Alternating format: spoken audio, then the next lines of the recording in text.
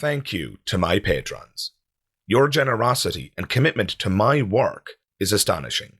I sincerely appreciate it. If you'd like to see your name in the credits and gain access to a plethora of other perks, bonuses, and extras, please consider becoming a patron today. Simply click the link in the description below. Thank you.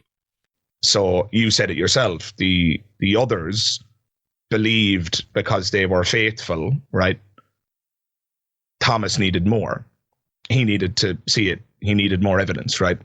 And you say that the moral of the story is faith is a virtue. I agree that that is the moral of the story. I just don't agree that faith is a virtue. The message of the story that it is better to believe in the absence of evidence.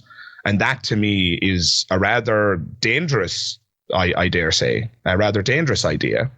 And I would submit to you, Caleb, that you wouldn't practice that virtue in any other domain of your life. Take the risk of thinking for yourself.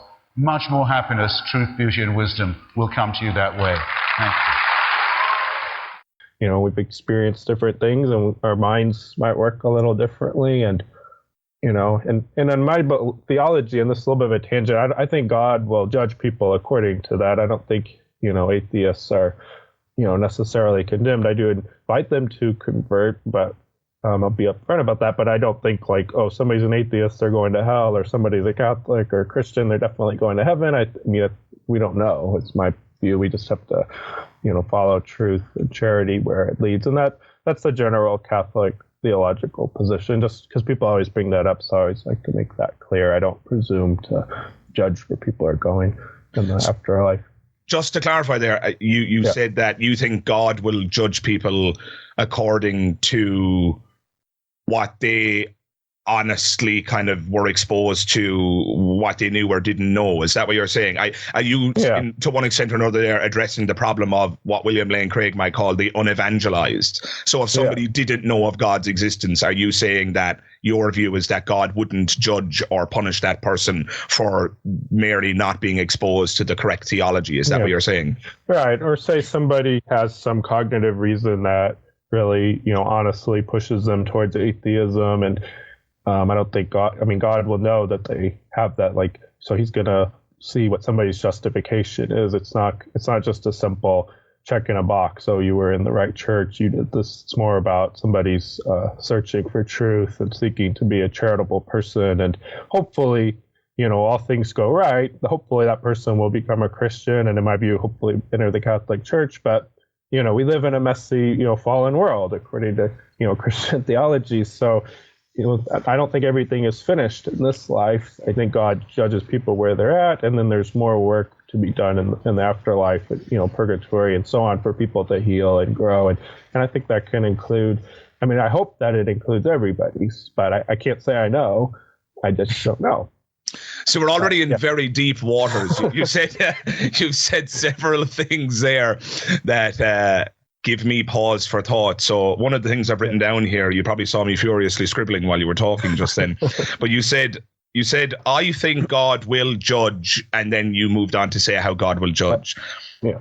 I instantly hear that, and forgive me at various points in this conversation if I say something that sounds very direct. I'm very kind of, as any frequent viewer of my channel will tell you, I'm very plain. I just say what I'm thinking. So please understand that if anything comes across as short or in that way, that it's not, I'm not intending to be offensive or to be rude. But when you say things like that, what I'm hearing is that Caleb is telling me that he knows the mind of God. Right? Caleb is telling me that he knows how God judges people. And I hear that, and, you know, I'm not entirely above the memes of, you know, the magic sky god and stuff like that, in terms of humor and things like that. I don't think they're genuine philosophical comment. Fine. But the meme occurs in my mind. I'm like, this guy is telling me that he knows the mind of the magic sky god. He's telling me that he knows how that God is going to judge, and that he knows the will of that God, and that God is going to let people off the hook if they weren't exposed to the correct theology. And then meanwhile, I'm sat here thinking about this in a more of a secular manner. I'm thinking about this without your supernatural presuppositions or beliefs, or however you might classify them. Maybe you wouldn't call them presuppositions. Maybe you'd call them justified true belief, whatever way you'd refer to your beliefs.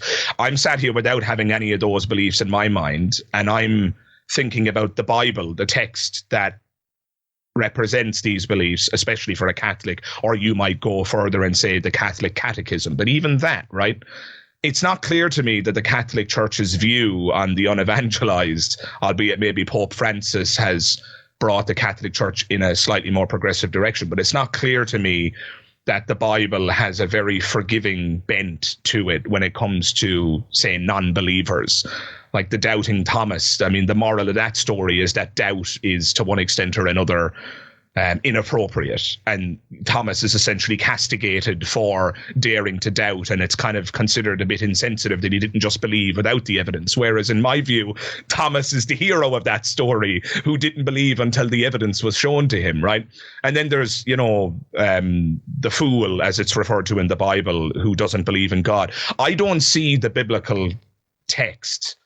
I don't see the discourse in that document as being representative of a very egalitarian and sympathetic view towards people such as myself. And I don't even need to go to the historical examples of how the church has treated non-believers and how those were justified scripturally. I'm sure you're very familiar with all of that yourself. And yeah, so there's a lot there. I've given you a lot now to unpack, Caleb, so I'm going to shut up and give you a chance to respond. But I just wanted to give you a sense of where my mind goes to when you start telling me about how God is actually, understanding, and that he wouldn't judge people if they weren't exposed to the theology and so on and so forth. So how would you respond to some of those things? They would be concerns that an atheist such as myself would have. Yeah.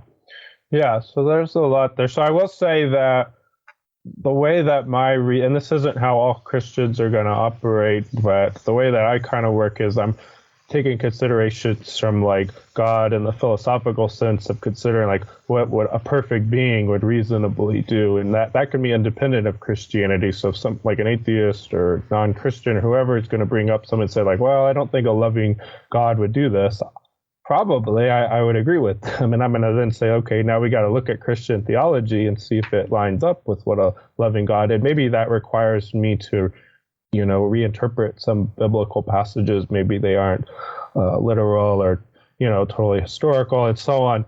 So that's just to give people kind of a heads up where I'm coming from. But I do try to reconcile Christian theology, but I am kind of,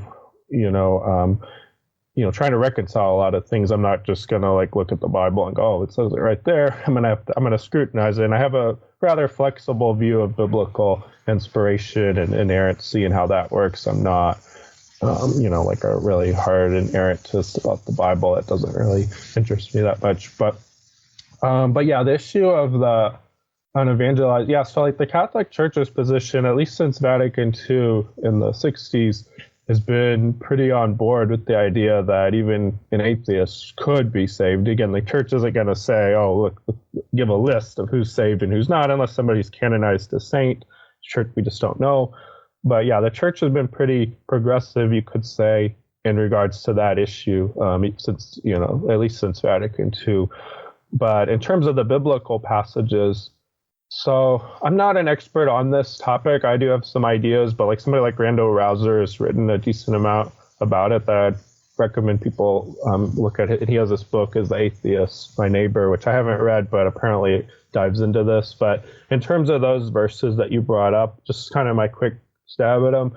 The one the fool says in his heart there is no God in the Old Testament. I think a general interpretation is that may not even be referring to an atheist per se. Like if you look at the whole context, it's more about the person who's saying like God's not going to judge them or not. But even if you say no, it's calling atheists fools, it doesn't necessarily mean that they're not going to be saved. It just means they're drawing a foolish position. Now, I'm not saying the author of that psalm wouldn't have taken a negative view of atheists. He probably would have, but the idea though, like what's the message behind that psalm? I don't know that it's like saying an atheist would be condemned. And the Old Testament really isn't as big on even evangelizing as much as like until you, at least that's a general interpretation, at least until you get to like Christianity, the New Testament and such.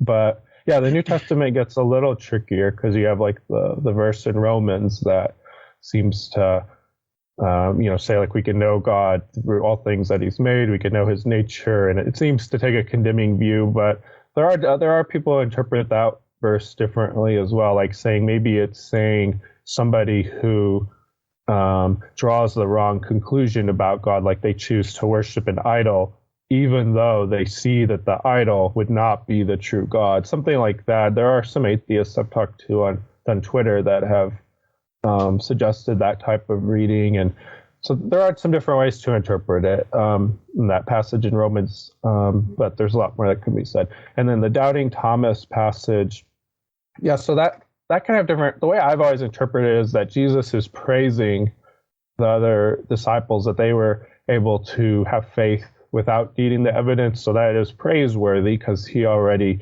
had built a relation with them and, had taught them, and like that would have been enough. But the fact that Thomas needed to see more, like Jesus, conceded to that, but it is kind of a lacking in faith. So faith is still praiseworthy, but it doesn't necessarily mean somebody who doesn't have as much faith is thereby going to be condemned to hell. So like, I think faith can be a virtue, but it doesn't mean somebody's evil if they lack some faith for, because they just, it's not that they've, so I guess the guiding principle for me is like, what is somebody actively trying to not seek a relation with God? I would view that as not good. But if somebody's saying they're trying to follow truth and they just really don't believe God exists, then, again, I think that then God's going to know that that's how they're, that they're still a truthful person. So hopefully that kind of makes sense. But yeah, there's a lot more that can be said.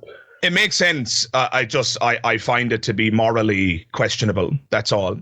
So you said there that faith is a virtue, which in my view, it's the opposite. It's assuming that the interpretation here, in my interpretation rather, that faith is being defined as belief in the absence of evidence, which I think is the obvious definition that is in operation in the story of the doubting Thomas.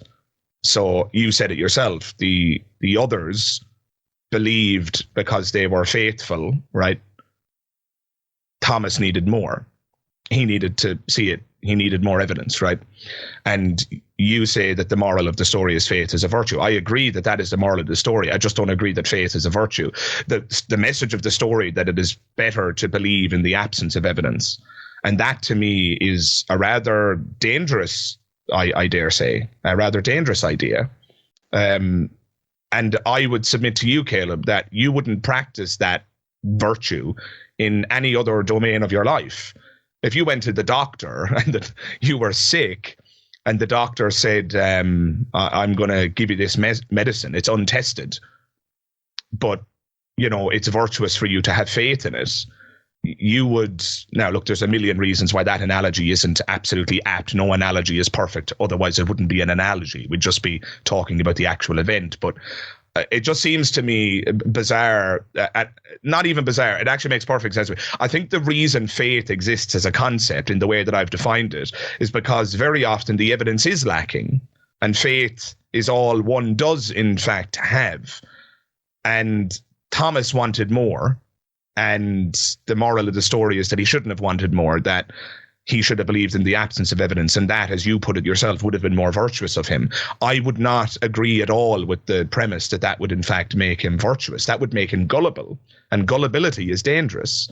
When I'm being given a medicine or when I'm doing anything in life, if I'm going to buy a new car, for goodness sake, I want the car to be investigated. I'm not going to use the so-called virtue of faith and trust that the car is going to function. I'm going to want to know that the engine is in good condition and that the wheels of the car aren't going to fall off when I'm going down the motorway or what you guys might call the highway, right? Do you see how to an atheist, to an outsider such as myself, an ex-outsider, if you will, that this virtue of faith, which I just view as gullibility, is at best dangerous, but at worst, well, I would say at best ignorant, but at worst dangerous. Does any of that land for you, or do I just sound completely irrational with those concerns, Caleb? And can you address those concerns in a way that might actually salvage the concept of faith? Do you think I just got the definition wrong? Have I misread the narrative? Or what are your thoughts on that, my friend? So there are different definitions of faith, and like some will throw around definitions I would say, are obviously false. Like there's like the joke that gets attributed to Mark Twain, like faith is believing what you know ain't so. And it's like, well, that's obviously not a definition a religious person's going to agree to. But I guess the definition to me would be a faith is, so I think in Hebrews, it says faith is believing something like what you can't see, something like that. Yeah. And I would say, so I look at faith as a trust in something that you have some justification for, but maybe not empirical justification. So like, and that might be a point of disagreement, but like Thomas, he didn't have the empirical evidence in seeing Jesus risen, but he did, I still think, have other reasons based on the other apostles' testimony, based on his own cultivated relation with Jesus and so on, that he still had reason to believe. He just didn't have it with his senses. And I don't think that we always need to have a sensory confirmation. Sometimes we do, but sometimes it can be reasonable to trust somebody because they've seen it, or if it's something more like metaphysical, like a basic claim, like I could question my senses altogether and think, I'm in the Matrix or something, but I don't think that seems reasonable, so I'm going to still, have a kind of faith that my senses are reliable. And it might be unreasonable then to say like, no, I actually need to like,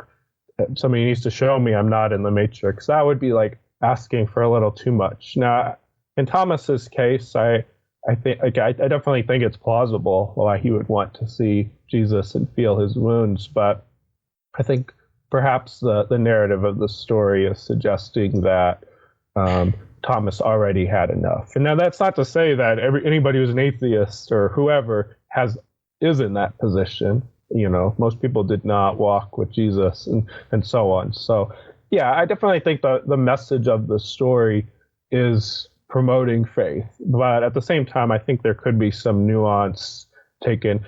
And of course, in looking in the Gospels, I do take them as historical narratives of Jesus's life, but I don't think they're like newspaper accounts. So like, did that episode happen just like that or something? I don't know. And John's gospel is generally considered maybe less historical than like Mark's gospel. So that's another thing to take into account. And that's not to say like I don't believe that story, but I do kind of look at it could be not a purely historical narrative about Jesus. And I just throw that out as a possibility, not like something I'm promoting. So there's just lots of things. And that's why I try to just keep my mind open about different avenues one might take, because there are lots of questions somebody can raise. So. Hey everybody, Magic Skeptic here. And if you enjoyed this clip, please consider checking out the full episode right here. Alternatively, and if you're in the mood for something else, why not check out this episode right here? Either way, thank you very much for watching, and I hope to see you in the next one. All the best. Bye-bye.